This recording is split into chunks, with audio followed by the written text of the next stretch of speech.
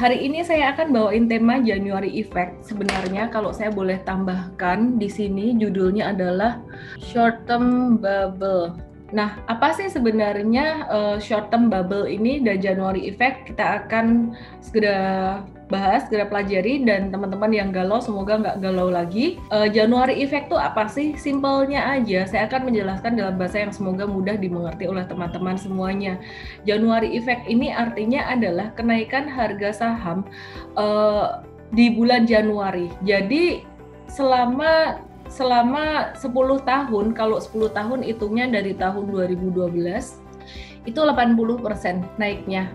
Tapi kalau dari tahun 2011 itu naiknya sekitaran 70% ya, probability naik. Intinya probability naik masih lebih besar gitu. Jadi probability naiknya di Januari masih lebih besar. Nah, ini datanya kalau kemarin last week itu, coba saya bandingkan dengan data sebelumnya. Nah, ini yang data sebelumnya ya, yang saya kumpulkan bersama tim untuk 9 tahun ya. Kita bisa lihat bahwa di bulan Januari, Februari, dan Maret itu Januari lebih tinggi naiknya. Setelah itu bulan Februari mulai agak-agak turun, dan April ini sudah mulai banyak koreksi ya. April udah mulai banyak koreksi, sekitaran 56% aja kalau 9 tahun gitu. Nah, teman-teman gimana nih kalau bulan Januari tahun 2021 ini? Seperti yang kita lihat, udah sepekan ini naik terus. Udah sepekan, bukan naik terus sih, konsolidasi, dan kemarin mulai breakout, mulai naik gitu. Ke depan kalau saya summary aja, di bulan Januari ini masih akan naik, tapi ada banyak tantangannya. Ada banyak tantangannya. Apa aja tantangannya? Nanti saya akan kasih tahu ya. Nah, apa aja yang terjadi di market akhir-akhir ini yang menyebabkan volatilitas market itu apa sih? Yang pertama dari Amerika, ini ada berita yang sebenarnya sangat signifikan sekali, tapi yang aneh Dow Jones dan Wall Street ya, Wall Street pada umumnya keseluruhan market di Amerika itu nggak ngerespon yang sampai gimana-gimana banget, padahal seharusnya ini lumayan signifikan berita ini gitu. Cuman Wall Street nggak ngerespon yang gimana-gimana banget karena mereka percaya bahwa ini semua bisa teratasi gitu. Jadi Donald Trump kemarin agak ada bikin ribut-ribut gitu. Jadi dia di-suspend dari semua sosial media. Twitter, Facebook, Instagram, bahkan Snapchat pun nge-ban Donald Trump selamanya gitu. Ya, jadi ini yang terjadi di Amerika. Kemudian COVID-19 sendiri, ini di banyak negara masih naik, tapi sebenarnya tingkat kematiannya udah turun banget. Saya kebetulan ada data lain, tapi nggak ditampilkan di sini. Ya, jadi data untuk kematian atau mortality itu udah turun banget gitu.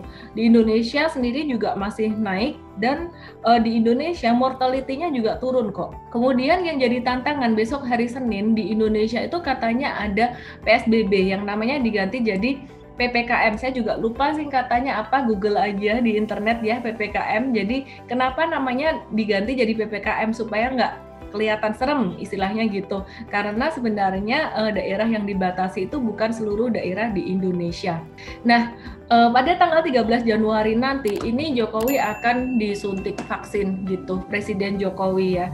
Jadi ini sebuah sentimen yang sangat positif sekali. Justru malah saya melihat meskipun dua sentimen ini, baik PPKM maupun vaksin, dua-duanya sudah discounted dari awal, tapi saya melihat justru pada tanggal 13 Januari ini akan dimanfaatkan oleh market maker atau big fund untuk mereka narik saham-saham yang lagi diskon terutama gitu. Jadi ini sentimen yang sangat positif sekali karena menjadi satu simbol dari new era atau new normal di tahun 2021, satu simbol perbaikan perekonomian. Vaksin Sinovac sebenarnya efektivitasnya rendah. Ya, jadi nggak setinggi Pfizer, nggak setinggi Moderna, namun tetap aja sangat membantu sekali untuk perekonomian di Indonesia bisa bergerak lebih maju lagi dengan adanya vaksin ini. Nah, tantangannya adalah COVID-19 terus bermutasi, tapi seakan-akan market juga nggak terlalu peduli. Kenapa?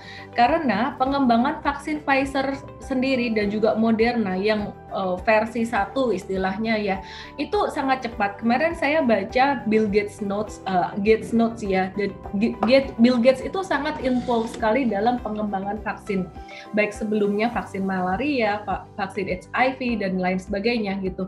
Jadi dia bilang pengembangan vaksin itu sebenarnya butuh waktu 10 tahun, tapi dalam 1 tahun di 2020 kemarin ini, less than a year, itu udah bisa banyak yang udah bisa menciptakan vaksin dengan efektivitas sangat tinggi sekali. Even Bill Gates bilang AstraZeneca yang efikasinya cuma 70%, itu pun juga dibilang bagus daripada enggak gitu. Itu udah sangat membantu sekali menurunkan penderita COVID. Artinya apa? Artinya bicara tentang COVID-19 yang terus bermutasi ini nggak perlu terlalu dikhawatirkan. Saintis mereka akan mengembangkan dengan sangat cepat juga gitu. Jadi itu yang mau disampaikan oleh Bill Gates gitu ya. Jadi kalau yang ngomong Bill Gates bisa didengar lah ya. Kalau yang ngomong saya bicara COVID-19 mutasi nggak apa-apa, itu dasarnya dari mana gitu. Oke. Nah, tantangan distribusi vaksin. Sekarang kita bicara tentang tantangan distribusi. Vaksin itu distribusinya nggak mudah, ya. Jutaan vaksin didistribusikan di seluruh dunia, sementara ketika distribusi itu harus dalam suhu yang sangat dingin sekali supaya dia nggak rusak. Tantangannya gimana masuk ke negara yang tropis seperti di Indonesia. Nah, itu menjadi sebuah tantangan distribusi banget buat negara tropis.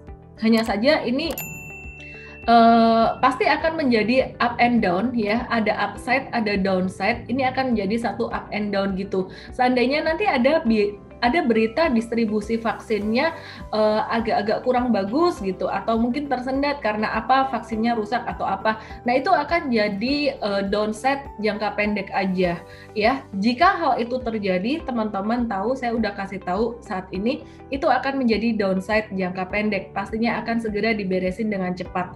Bicara tentang perekonomian sendiri, PMI Manufacture US ini sudah naik terus dari 56 ke 57. Trennya masih terus naik dan dia nggak mau ketinggalan dengan China. Sementara itu yang menarik justru dari China, PMI manufakturnya turun dari 57 ke 55. Buat yang belum tahu apa itu PMI manufacture. PMI manufacture itu artinya adalah dia menunjukkan tingkat aktivitas manufaktur atau pabrik-pabrik di negara tersebut. Di atas 50 artinya ekspansif, di bawah 50 artinya kontraktif.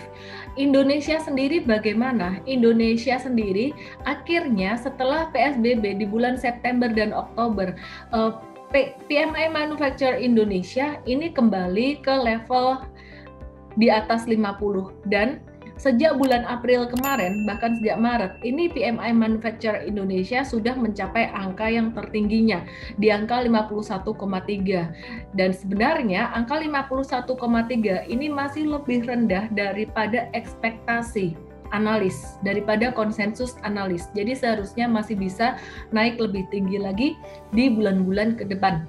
Saya pengen garis bawahi, data itu menceritakan banyak sekali hal yang menarik sekali ya. PMI China ini turun, sementara Indonesia justru mulai naik. Apa artinya? Artinya gini, China itu udah duluan.